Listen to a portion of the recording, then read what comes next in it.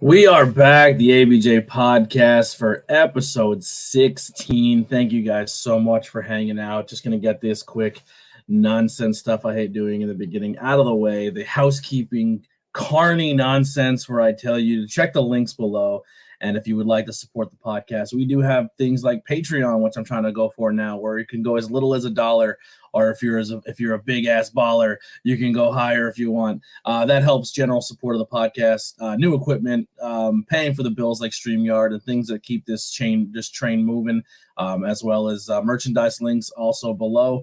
Also, check the links below. Two wrestlers right now that are injured that can use your support. Adina Steele and Philly Mike Swanson both recently got hurt a couple months ago, and they're looking like they're going to be out most of this year. Hopefully, they can bounce back sooner. But that injury doesn't just affect their job, their job in the ring, but it affects their real life jobs, and it's tough for them to make money right now. So if you can go down below and support them, they have subscription services, T-shirts, 8x10s. Or you can just shoot over to their social media and say hi and say you're thinking about them. Because when you take time away from this business as well, sometimes that mental aspect of seeing if people still remember you sometimes creeps in, and just being thought about makes that recovery process a lot better. I'm rocking currently the Philly Mike Swanson shirt. So one of the things I've been doing a lot in the show, but I didn't really put it over, is I try to always wear a different independent shirt when I'm on camera. So I'm going to start acknowledging the people I'm wearing because I think that's a cool thing to do. So I think that's all I got. Yeah, follow me on all social media, Anthony Blackwell Jr. A Blackwell Jr. will also get you some places. All the links are above my head where you can find me. And we just created literally 15 minutes ago the brand new ABJ Podcast Facebook community page. So we have that and a Discord that you can join and meet a whole bunch of new people and talk fun things like beer, wrestling, pop culture, all this crazy stuff. I'm sure right now they're all blowing up with the brand new news that Stephanie McMahon just stepped down as the co-CEO of WWE. So that's probably going to be a shit show that I'll be learning about as this interview concludes in the chat as well as afterwards. But without further ado, let me bring my guest in for episode 16 here. And what better person to talk about? I'm very excited. I'm going to learn a lot about this person that I didn't think I didn't know before. And that's what this is all about, is learning about people and discovering new things. So without further ado, Skiff. Hey. What's going on, man? It's been a crazy day. About 10 minutes ago, I just found out that I'm going to be co-CEO of the WWE. Congratulations. Yeah. Thank you.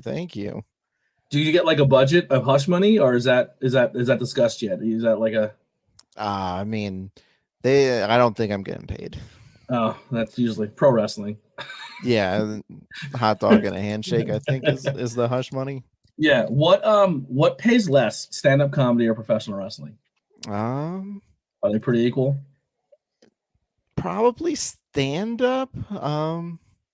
But that's mainly because you also like do a lot of shows for free, like that to you get exposure. Yeah, or like it's an open mic that you're going to like work on your craft. That can be considered like similar to like the dojo shows. Like a lot of companies are doing that now, is at their training center when their students get to a certain level, they start filming matches there. Like those matches, they're not getting paid for that. They're technically probably still paying tuition. So yeah, they're probably paying to wrestle. But yeah, so that's similar in that aspect. And then, I mean, if you do like a bar show, you might get $10, $20, or just drink tickets. And I mean, I might take a hot dog over that. Yeah. Sometimes that bar food can be sneaky, you know. But so how did you get into this world of professional wrestling? So I started training when I was 16. And so I couldn't drive at the time. In fact, one of the first times where like my mom like taught me how to drive was after a training session. But so I had to choose a school that was local to me. I'm in the Northern Virginia area. I started training with a company called Kaida Pro, Keep Your Dreams Alive. At this time, their training center was in the back of a daycare. It just had like gymnastic mats. I trained there like every Saturday for maybe 3 months. I did not see the ring at all. It was just the like gymnastic floor mats. And then the owner was living in New York at the time. And if you've never seen a map in your life, New York and Virginia, not the closest. Yeah, that's a haul. But I was 16. It was like fine. And like, honestly, if like there are underage kids training, it's probably good to not be in a ring, like ruining your development in your body. But so mainly we just learned basic chain, and then doing like rolls and stuff and cardio. But then because the owner was in New York, it ended up shutting down.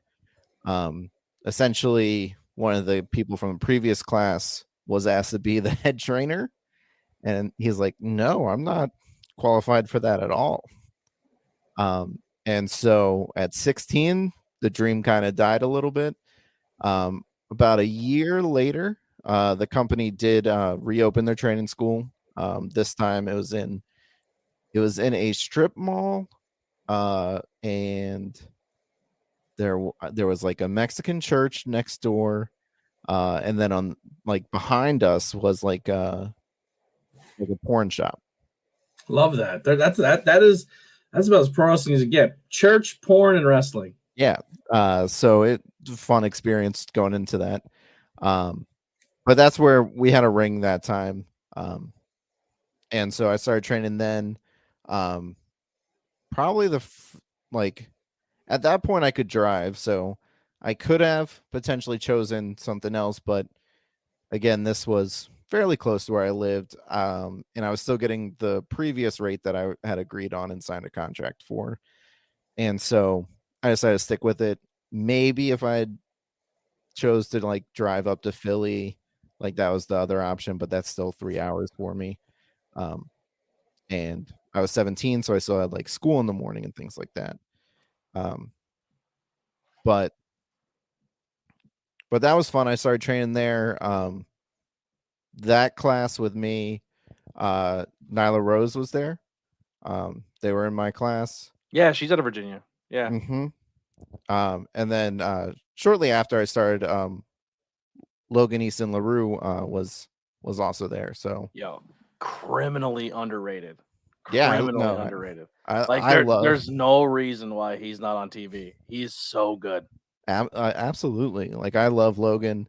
And he's great. I was happy when he showed up because when he showed up, he asked me like what wrestling I watched. And I was like, oh, I watch like Ring of Honor.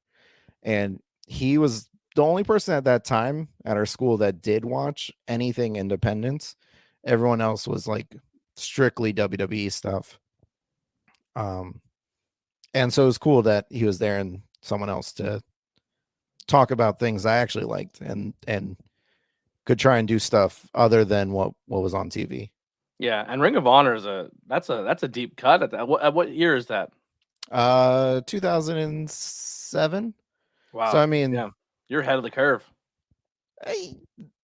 Yeah, it's probably still like just when they started to decline, but their popularity was on the rise still.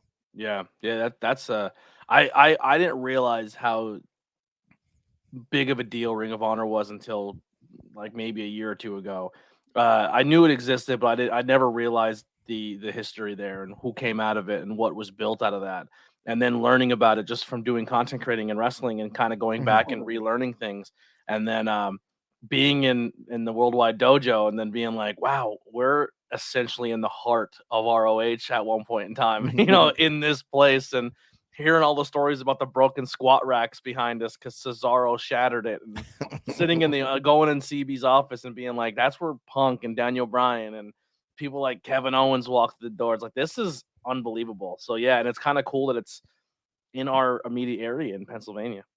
Yeah, it like discovering Ring of Honor probably saved my fandom in wrestling.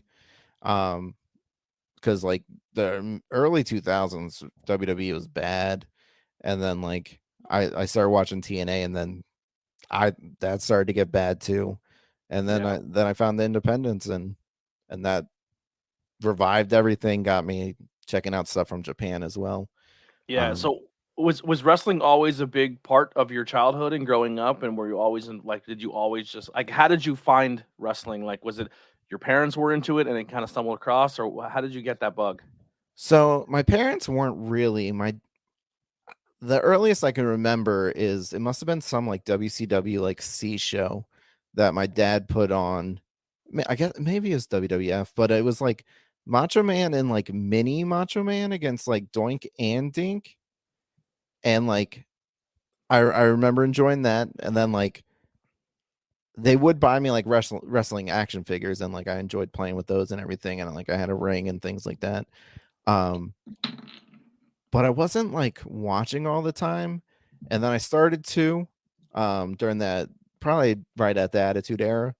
But then I decided to order a pay-per-view without their permission, which 65 bucks. It was probably less than that at the time. But do you remember what one it was? I don't remember what it was. My first pay-per-view my parents ever bit the bullet and ordered for me was WrestleMania with HBK and Razor in the ladder match. That and I watched it 100 times. I just kept repeating it the whole time, just watching it back. That was my first pay-per-view. Yeah, it wasn't a WrestleMania, and my parents found out and were mad about it. And my dad, and they like asked me, of course, and I was like, "Oh, I probably sat on the phone and it did it on its own." It dialed the number and then agreed to it, and yeah. Now you just hit a button, you can accidentally order and be like, "Oh, I didn't know. I was trying to hit back and the remote froze." Yeah, I wanted to see how much it cost. I didn't know I was going to buy it, but like clearly, you can't sit on the phone and have that happen. And so they canceled like cable. So then for a while I just had basic cable, and like not just like watching wrestling, but just watching TV in general as like an elementary school kid was rough. So I could really only like watch SmackDown because that was on like UPN, which was just barely on basic cable. But I still watched that. And then I kept watching it after that point. Yeah. Now, from being from the Virginia area and working in that scene, how did you then gravitate up to the northeast area? So the Kaida, the company I trained with, ended up closing when I went to college because I did take a year and a half off. Training actually got me to graduate high school early, which is fun. My senior year, I only needed 2 classes to graduate. And my school was like, "Hey, you can take 5." And I was like, "I only need 2 to graduate. Why would I take 5?" And they're like, "Well, you can like work." And I was like, no, I'm not taking classes. I don't need to. And so they said I could go to an alternative school if I had a good reason. And my reason was trying to be a professional wrestler. And they bought it. And so I just had 2 classes and I graduated a semester early. They're probably like, "This is one less kid we have to worry about. Like, just get them out the door." I don't know if they read like, and like I don't think I was training at that time because I think I told them that before they like shut down when I was still in the daycare, and that was like on Saturdays, so like that didn't impact school at all. But they bought it. I went to the school. I got A's. Like it was a great school. It was mainly for like kids who get kicked out of other schools and don't like want to graduate but aren't allowed at the other schools, and then like pregnant moms who don't have like time to be doing like a full year but they can do a semester. So like it was full of people who wanted to be in school, and like the teachers didn't give us homework and stuff. It was great. But yeah, immediately when you said that, I thought of like kids that were like Sunday, like summer school, where it's just like, so our summer school, because we live in like a cold region, so it's like all these different like 80 schools, and they all send their same just dirtball kids to one area, and that's summer school. So it's like the all-star team of just the worst kids of every school. And wow, I had to do summer school 1 year, and it was a shit show. So this wasn't, because like if you get kicked out of school, you can just not go to school anymore. Yeah. Like these are kids that like are going because they wanted to graduate. They did get kicked out. They most likely did have some issues going on, but like they didn't have to be there. Yeah. So like it was actually like there's not a ton of fights. Like it's like there were bad kids, but it not too bad. Yeah, they're there because they're looking for that second chance. Yeah. And so wrestling got me out. So I spent a year and a half without going to college. Then I went to college in North Carolina, and again, like still kind of mid 2000s. So a lot of the stuff I had done with the company I trained with, I didn't have like access to like send that to promoters and things like that. And so I get to school. There's a company down there that runs nearby. So I do hit them up. The very first show that they're doing while I'm down there is an all cage show. And I was like, oh, I don't know if this is a company I want to do. Because again, like I've trained for, at this point, maybe 2 years. I wasn't really ready to start doing death matches and cage shit. And it would be fine now. And eventually after some time I did go to them. And I did work with them a few different times. But it just seemed like not a great situation. And then there's not really like companies where I'd have to drive. It's like hard to get in with them without having stuff I can send them, whether it's a DVD or a YouTube link at that time. So I come back from college. The company that I trained with is now closed. So I don't have it in there. Is that Philly company? No. That's still, I didn't know if you were. I didn't know if you were training out of Chikara or not, because like a lot of people who were part of Camp Leapfrog were all like Chikara affiliated. No, so I would have trained with them, but again, it was 3 hours, and there was a school 30 minutes from my house. Yeah. I did look into it a bunch though. But no, so it was Kaida, where I had originally trained. They were closed, and so then it's so hard to run shows in Virginia or DC that there just wasn't anything at that time. And so at that point, kind of I've been out for a few years. It's like I don't really have anything to show someone to give me a chance. So I kind of just didn't do anything for a few years.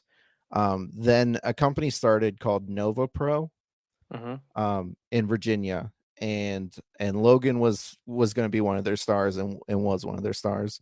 So I just went to watch, and me and Logan reconnected. And so I started helping out at Nova Pro.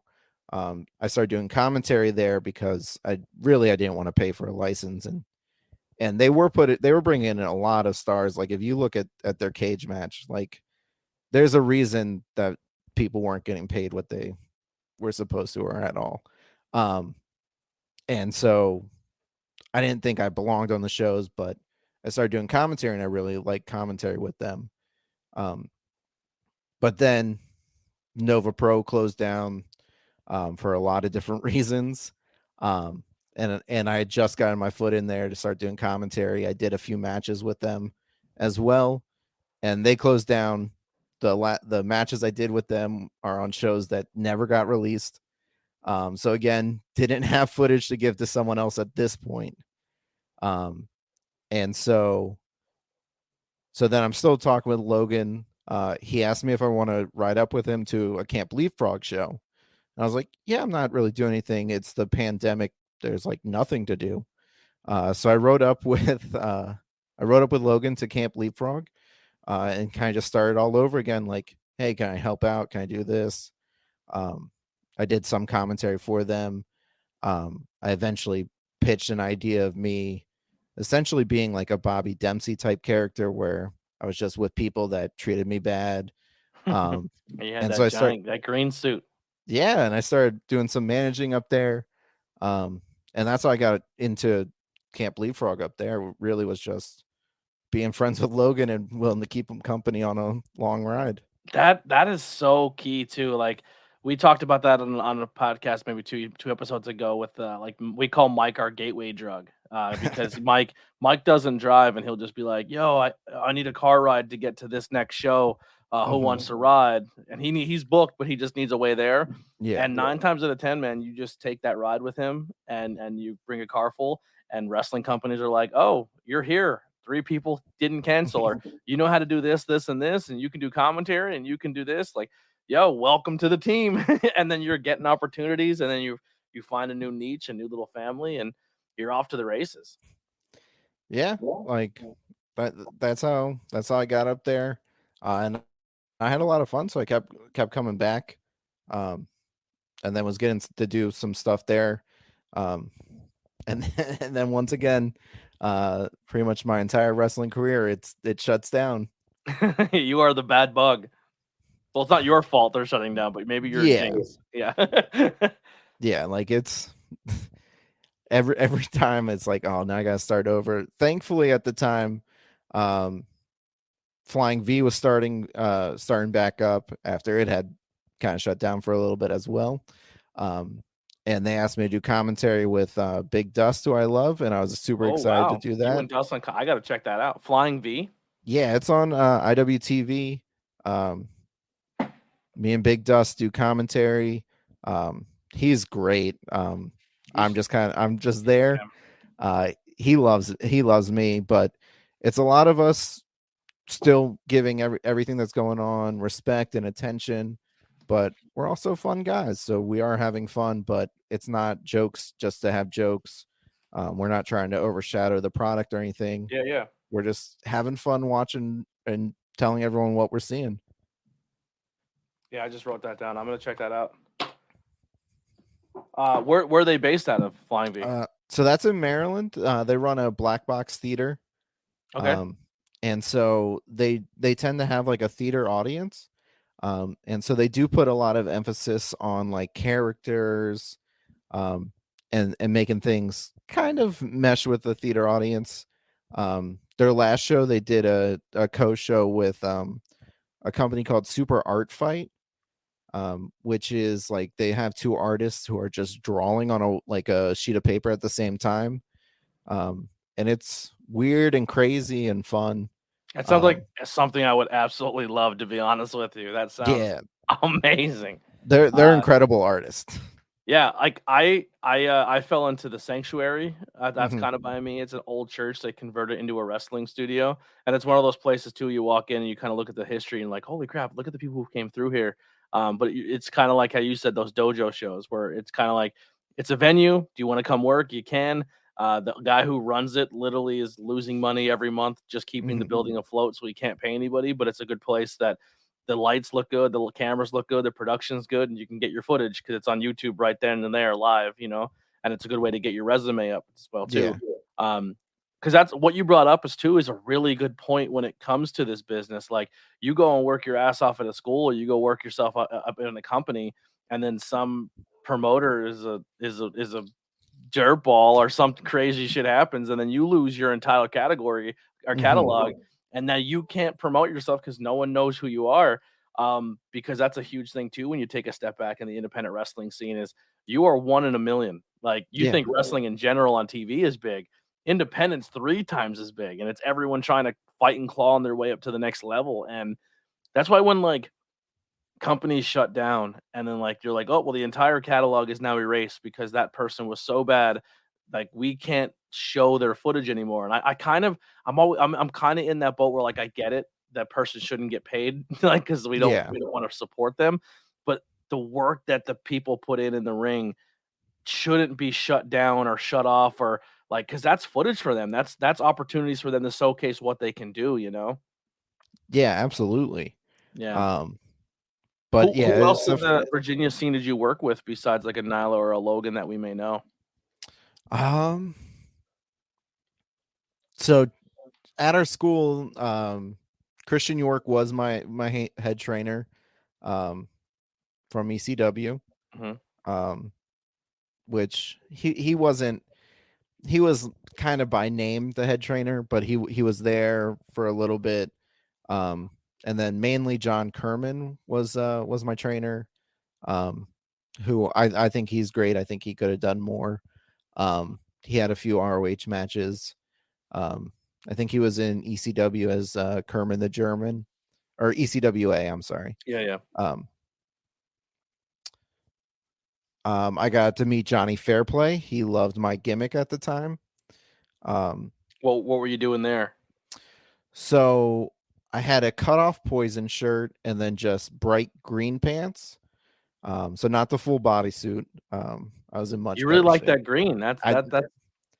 That's my signature. That's why I bought the green bodysuit. Is I bought a silver one, but I was like, well, I used to wear the green, so if ever I have to do something different, and then like, and then just I was like, what if I just tried to wear the weirdest outfits possible? We always joked around as like, what if we had the production to just green screen different outfits on you because you had the morph suit? Like if we were just good enough with CGI and special effects, like put you in different things.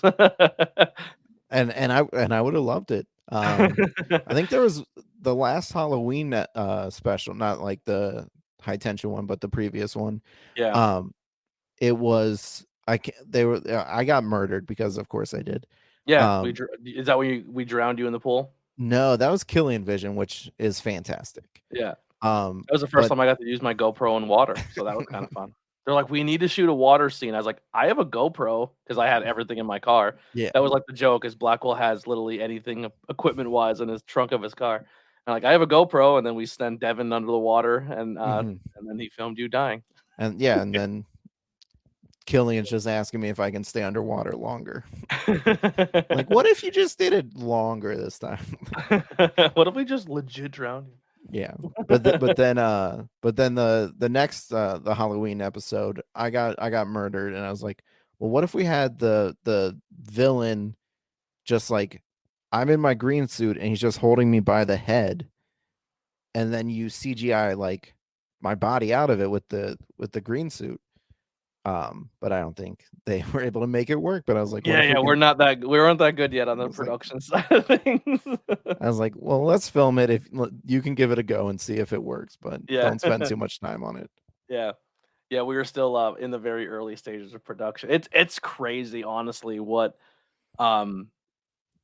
they were able to accomplish, and then me coming in later on, because I had no idea what I was doing when it came to video editing, and I think the first thing I was thrown into was Frog Sport.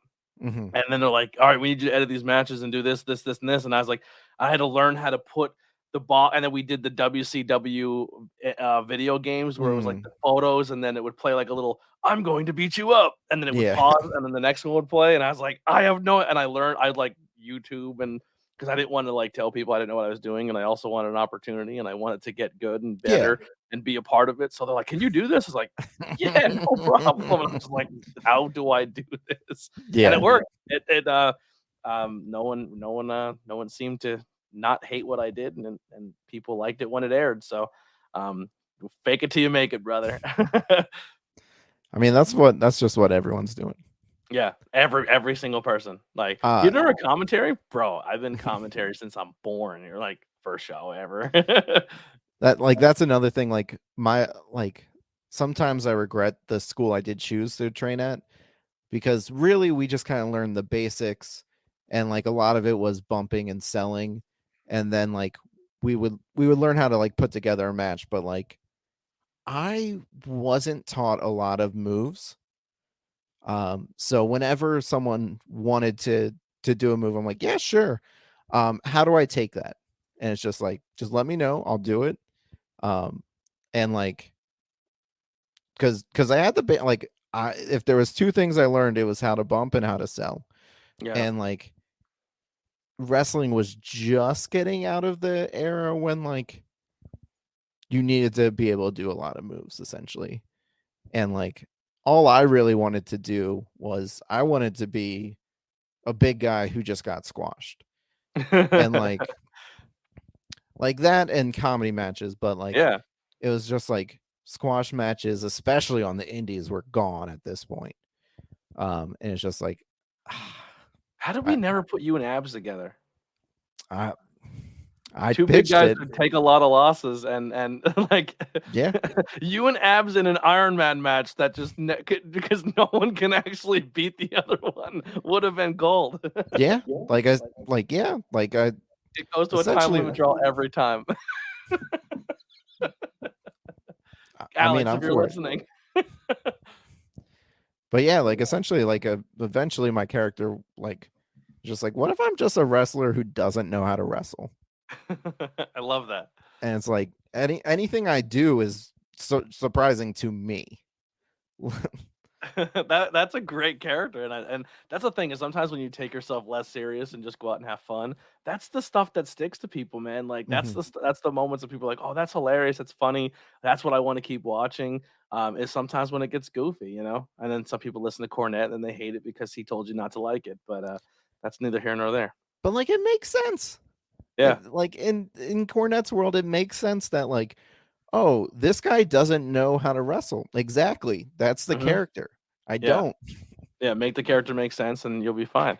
Yeah, so talking about the Nylites, I was bummed. I think I missed her by a year and a half. By the time I was just getting in, she was breaking into the AEW side of things. But every single person I know that worked with her said she's amazing and giant nerd, and it'd just been fun to conversate with all the pop culture stuff. Because that's another thing I love at wrestling shows is just in the downtime when people aren't talking wrestling and we're just sitting around talking video games and movies and horror movies and just stupid shit for hours. But yeah, so Leapfrog, not a lot of people know too is you're kind of a little bit of an unsung hero with Leapfrog. You're helping a lot on the back end of things as well. Still to this day, you're still helping out with a lot. I try.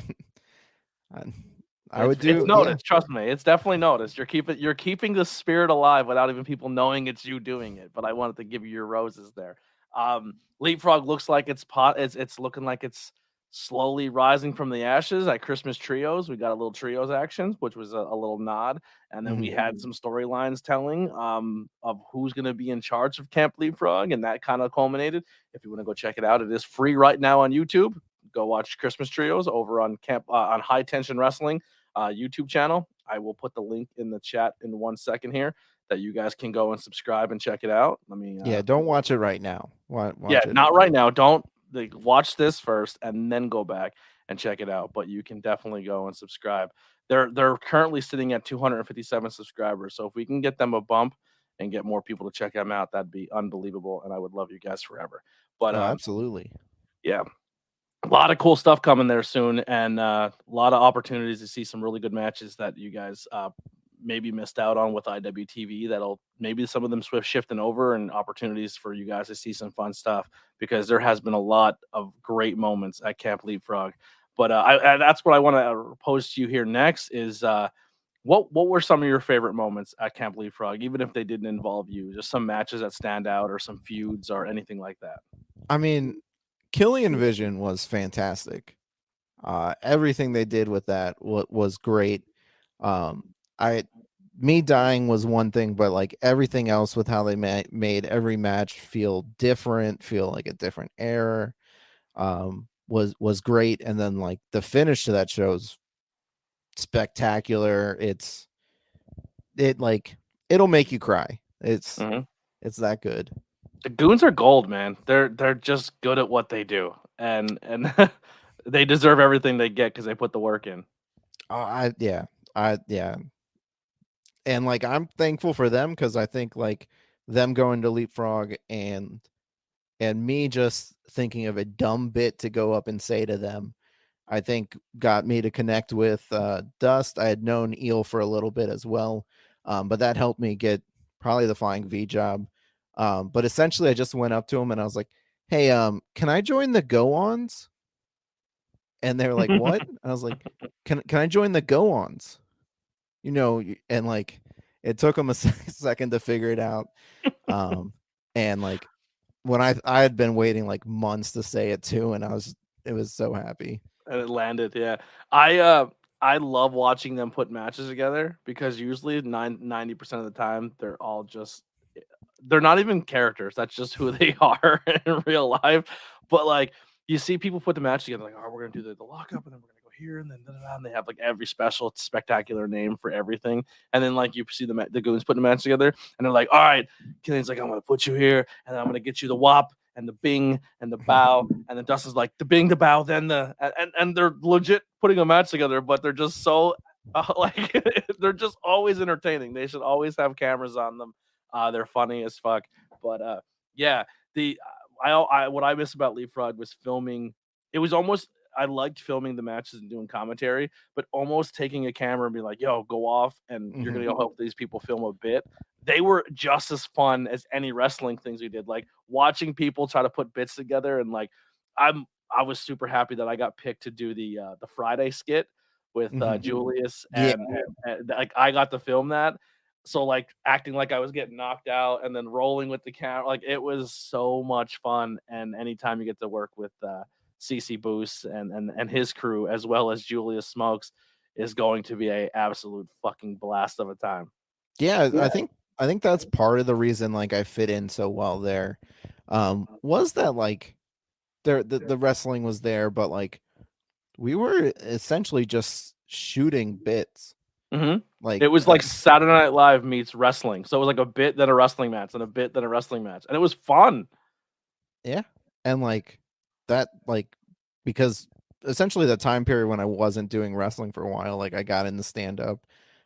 Like I know how sketches work. I know bits and things like that. So like even if like I wasn't like even the first time I was there, all it was like a background and whatever, but I knew like when to pitch something and like how to make something work or funny. Yeah. And so like that got me some cred there and eventually moved up. Whereas if it was just a wrestling show, it's like harder to just pitch something to get yourself credit for knowing what to do. And that was the good thing about Leapfrog too, is everybody was very receptive of that. Like I remember my first show was the Frog Sport, and I remember being there, and I was just like, Alex, do you think if they tried this, it would make sense? Like, because I love MMA, and I was like, instead of people like kind of sitting in the corner, like if you have people like Blackstrom, who's legit trained for jiu-jitsu, and somebody else like Yo-Yo, who's trained in like kickboxing, have them yell out like, "Pass the guard!" Look like how you would hear in a UFC fight or an MMA fight, and they're like, that's a good idea. And then McCask's like, yeah, here's what we're going to do. Like, so everyone was always just so accepting to people's input and making the show better, man. Like it was, I know it's said all the time, like, you know, this locker room is better than any other locker room, you know what I mean? But it was like to be a part of a locker room like that, where everyone feels valued and everyone can contribute and everyone's able to input something. And even if it's not good, they'll be like, hey, like, we appreciate it, but we're going to go this direction because maybe you're swerving us a little bit. But everyone's had opportunities to put things out there, and that's what made it special. Is everyone kind of, you could watch something and every single person who was involved in the show, even if it wasn't their match, was like, oh, I contributed a little bit there, like, and it was fun. No, yeah, it was great. Yeah. So you said there you kind of during the pandemic kind of shifted gears and started stand up. What drove you to do that? Like what was the motivating factor? So it was longer than that. It was when I got back from college. And so there wasn't any wrestling in Virginia. In college I had like lied and told people at my school that I did comedy. And I got on a few shows that my school put on and did terrible. But I had written jokes. I think I started by saying these jokes while my friend was playing like Call of Duty or whatever, when you know how you can always hear what people are saying. I was doing that while he was playing, which I'm sure everyone muted me, but I had jokes written, and I had done a few shows at my school. I actually had it in my like OkCupid profile that I did comedy. Again, because you lie on dating apps. Yeah, and listen, even if we're not like if you're not maybe Brad Pitt, man, every girl says I want a guy to make me laugh, so you gotta shoot your shot, you know. Yeah, and so someone, because on that site you could just message people, at least you used to, could just message someone instead of having to like match. And so someone messaged me asking me if I had done this person's show, or I should check out this person's show, and I was like, oh, and so they had an open mic, and I started doing that open mic, and then I started doing more and more. It's been quite some time, like 7 years or so that I've been doing comedy. I wish I had done it before like starting wrestling, because like afterwards I knew so much more of how to connect with an audience. And like and like probably early on in wrestling you're just worried about not fucking up. But like connecting with an audience means so much more. Yeah, you don't even have to be amazing in ring. If you can, if the crowd's buying into what you're selling, you can go all day long. Yeah. Andy but yeah, Kaufman wasn't the greatest wrestler, but he knew how to work the crowd. oh, that stuff's great. That's still one of, and hands down, probably my favorite thing that ever happened in the wrestling business. Like that story, I can listen to that being told by 14 different people and just hearing everyone's little input of what Kaufman did and those little things of like, call an ambulance, I'm selling this. Like I'll sit in the hospital for 3 days to sell this. But you know what I mean? Like I eat that up, man. I don't know if they are still selling it, because I think they got rid of DVDs, but High Spots had a DVD of like everything Kaufman did in there. And I picked it up for like $5 or $10 during the pandemic, but that's great to check out. Just him wrestling random chicks from the crowd. Yeah, and then like and like all the promos that he filmed and everything. Yeah. Now, who are some comics that you like or that inspired you to get into this?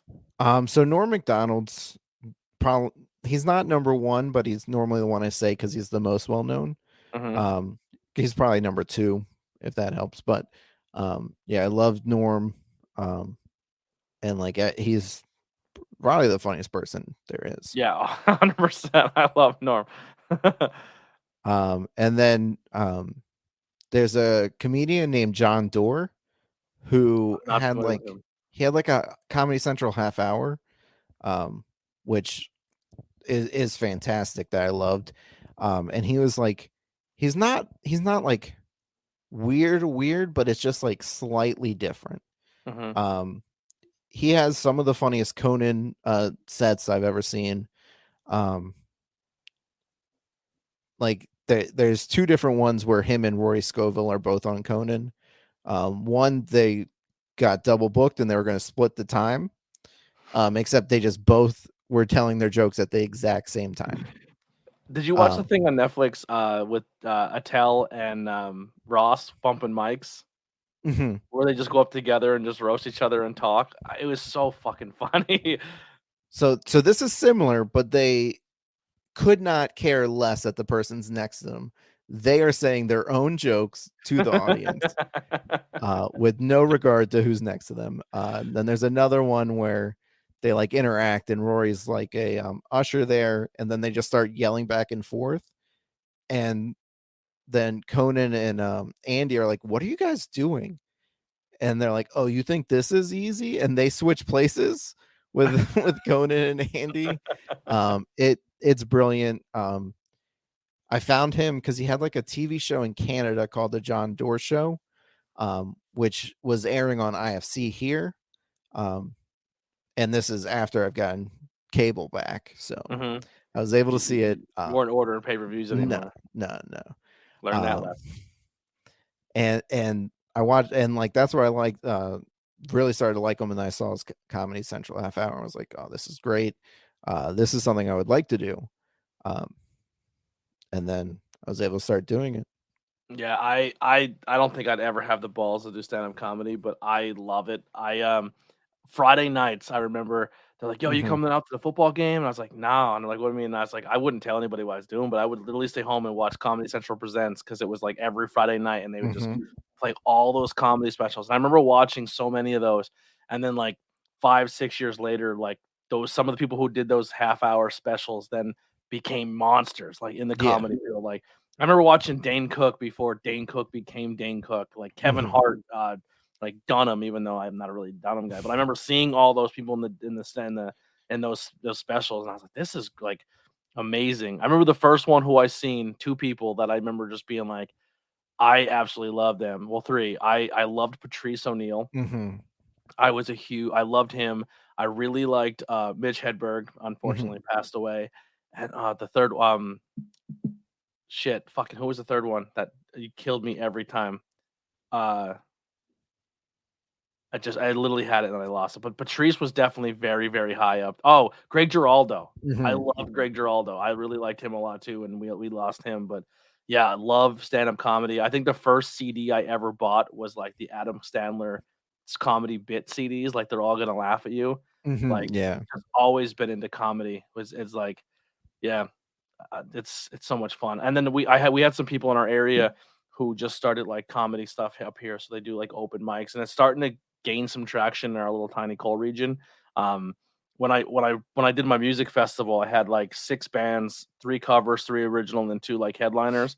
And then in between each band, I had a stand-up comic go up from our local area and do like a small set. But it's definitely something that I think more people need to support and look into. And when you go there, don't be that heckling piece of shit asshole. Yeah, I mean, I'm lucky. The DC area is really big with comedy.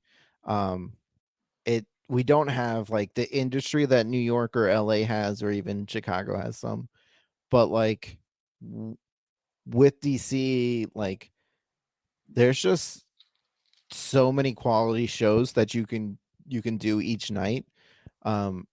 Whereas like New York, you can do all those shows, but they're all bad until you get on the good ones. Whereas like DC, like most of the shows are very good. And they're still bad ones. But this area is growing. A lot of people that leave our scene to go somewhere else are like going on to do big things. Like they're prepared for New York or LA when they get there. Yeah. Essentially. Well, DC, I mean, maybe if you're not a fan of some of his most recent comedy, but I think one of the goats right now when it comes to just good at what they do. Chappelle's from the DC area. Yeah. And it's awesome, man. It's a great thing, and I think like right now, I think one of the biggest things you'll see, even if it's not in your algorithm, you'll be scrolling through TikTok or YouTube Shorts, and a lot of it's just stand-up comedy, like clips, like people clipping their stand-up comedy, and I think that's really helping a lot of new comic people get out. There's this one guy from Canada who just came to America after the pandemic. I don't know. His whole thing is he like watches like a girl, and he'll be like, "What are you looking at? What are you looking at? You little fucking creep." And he's like, "Follow me, you fucking idiots." But then he like did skits, and then he'll post his stand up, and the guy's blowing up because of that. Like, it's just, I don't know, man. It's right now, I think, is a cool generation to be in with social media. Like everyone hates like, I'm not getting on this or I'm not getting on that, and like if you create content or you're putting anything out there, if you're not using these platforms, you're missing a boat. Like that's why I said with like the leapfrog and the wrestling, I was like, everyone wants a photographer ringside and everybody wants film crews and productions, but like you should honestly, at anything you do, if you're a podcaster, if you're a stand-up comic, anything, set a camera up or just have one of your buddies come with you if you can do it, and just put your phone on you, like ringside. There should be someone who's just a digital media person ringside with a cell phone and just getting small little clips and just like, hey, boom, a 30-second clip of a spot during a match or this or that, and that should just be your TikTok, and just pump it out because you never know who's going to see it, and it can help you blow up and get a lot more eyes on your product. Yeah. Plus, I mean, it's promoting the promotion you're at and yourself. Yeah, and getting people to watch that stuff as well. Yeah. So if anyone in the chat has anything else they want to ask, we are getting close to that time. Is there anything, Skiff, that we didn't cover that you want to talk about? I mean, I'm sad it's taken this long, but I love Taco Bell. I don't know if you knew that about me. I purposely don't want to learn how to pronounce the menu because I think it's funny. That's my bit with my wife is when we go to Taco Bell, and I make up new names every time. So like I can't even really say it now because I'm so used to saying it wrong. I can't say it. She just Gordita. She just got home from work. I heard her sneaking. Gordita. I call them Gorrigas. I don't know why. Or I make up like these stupid names, and she'll be at the drive-thru like, "Shut the fuck up." Well, that's the beauty with their app is you don't have to pronounce it. You just got to click on the picture. It's more fun to go through the drive-thru and just make her embarrassed that I'm just butchering names, and she's like, "They're gonna fucking spit in your food." $45 later with this one. But yeah, I love Taco Bell so much. I did have a podcast about it. It's called Taco Bell. There is an episode with Logan Easton Leroux on there. So What's the premise of the podcast with Taco Bell? Like, what do you do? so we go and eat Taco Bell before the podcast, and then we just talk about it. There's a little bit backstory, like who are you, whatnot, but Mhm. like mainly I just go through different segments I have, like how'd you start eating Taco Bell? I love that. I love it. You should bring this back. I searched their Twitter to see what they were saying about Taco Bell and make them defend whatever they said. And then I make them invent a new item, because that's Taco Bell's gimmick, is there's always a new gimmick. Yeah, please bring this back. Like, this has to be, and you can even do this remote. Like I can go to my local Taco Bell and get stuff, and then you get it, and we just eat and talk. This can easily happen. You don't need to even be with the person. Another fun thing is a Taco Bell gauntlet. I don't know if you've ever had that, because like what's the bit in Taco Bell is usually after you eat it, you're probably gonna use the bathroom. So what you do is you get the taco box where it's like a shit ton of tacos, and you just keep consuming them, and the last one standing, like between a bunch of people, like because everyone starts running and going. The last one standing, gauntlet style. People always say Taco Bell makes you shit, but you know what makes you shit? McDonald's. Food. Yeah. Food in general. McDonald's, I literally put it in, and I'm like, see ya later, I'm gone. Absolutely. The worst part of my night is realizing it's after 2 a.m. and I have to go to McDonald's because Taco Bell's closed. Yeah, that's the worst. Absolute worst. But please bring back that podcast. And it's called Taco Bell a podcast. Taco Bell a podcast. You can still find episodes. They're up there. That is amazing. Please bring that back, Skiff. I think that's genius. Where can people find you on social media?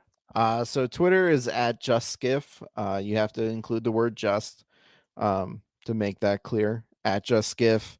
Instagram's just.skiff, because I guess someone stole it before I could get it. But Twitter's the main thing I use. Probably the biggest way to find me. I promote the wrestling shows I'm doing. Flying V, I'm doing commentary on all those. They're on IWTV. And then I promote the comedy shows that I'm doing on Twitter as well. So if you're in the Northern Virginia, DC area, you can find that. Or if you're in Texas, I'm going to be there later this month for comedy. I like the Virginia area because that's where all my sports teams are at. All my teams are Virginia teams. I'm a Washington fan. I'm a Capitals, Nationals, DC United. That's my zen. That's my area. Look, the Cowboys were just practicing on Sunday. It's fine. They got smacked up by a third stringer. I'd love to see that. Dude, we literally threw away our season on a Carson Wentz experiment. Like, what? I never got so angry at a football team or an organization. I hate Dan Snyder, by the way. I think he should be like drawn and quartered through the streets of DC. You're not an outlier on that. Yeah, I just hate that human being, and I almost not became a fan of that team because of just him, because he's just a dirtball human. But man, I went off on Twitter. Like, I'd never do that, and I was just like, "Hey, at Commanders, remember that time you could have went to the fucking playoffs and you threw away our season, you scumbags!" Like, but in the last offseason, Carson Wentz felt like a good option. No, he didn't. Nope. I played that experiment living in PA with the Donovan McNabb, and then they're like, "We're gonna take Carson." I'm like, "We've done this. It's not gonna work. Taylor Heineke's your guy. We drafted Howell. Let's just roll with that."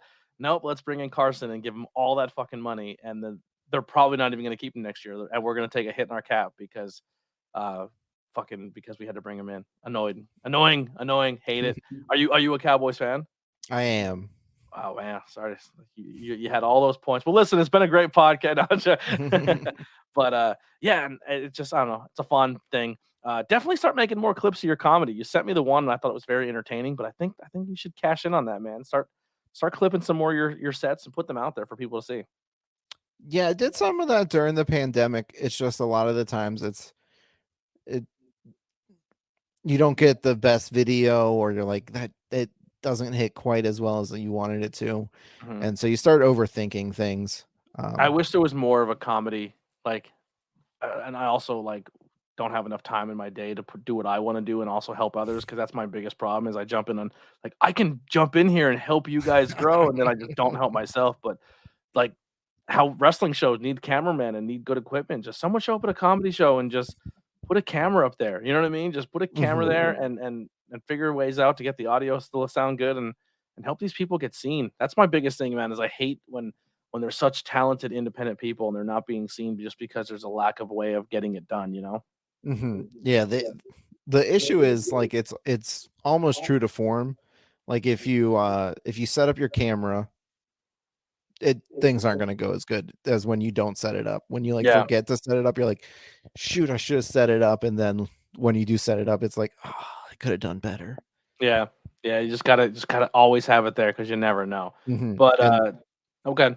I was gonna say, and it's just like trying to get the right moment, and so it is a lot of filming everything and then trying to make sure everything is as good as it's going to be. Yeah, absolutely. Well, listen, Skiff, I want to thank you so much. We are coming up to that hour mark. I've learned so much about you, and I'm excited to see you more. And with the high tension and the return of Camp Leapfrog, we do need the Skiff and Abs time limit draw bit. I think that needs to be a thing where you just can't beat each other, and the participation trophy just sits in limbo because nobody can lose it. I think that'd be a fun bit. But yeah, man, and maybe one of these days if I'm down seeing a game, I'll see if it's the same time as a comedy thing's going on and come down and support you, man. Yeah, definitely. Let me know. Thanks for having me on here. This is great.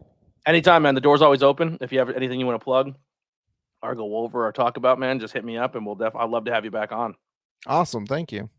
All right, man. Well, that's going to do it. Make sure you check the links below to support the guest as well as all the stuff ABJ, as well as our wrestlers who can use your support right now. Next Tuesday's guest, I'll put them out right now. So episode 17 will be from the Sanctuary. Vincent Torres will be our first guest. That'll be earlier in the afternoon. And then later on that night, interview my first tag team with Security Inc. They are, if you like comedies and bits and stuff like that, they are going to be right up your alley. So make sure you tune in next Tuesday for those back-to-back interviews. Again, we're doing back-to-back, I believe, the entire month of January, which is exciting, starting this podcast off right. But without further ado, here is some Billy Trey to close us out. Thank you, my guy. The Converse Kid, link in the bio if you're looking for music for your podcast or even for your wrestling. If you need an entrance music, hit that kid up. He's very talented. He's playing all these instruments. He's amazing.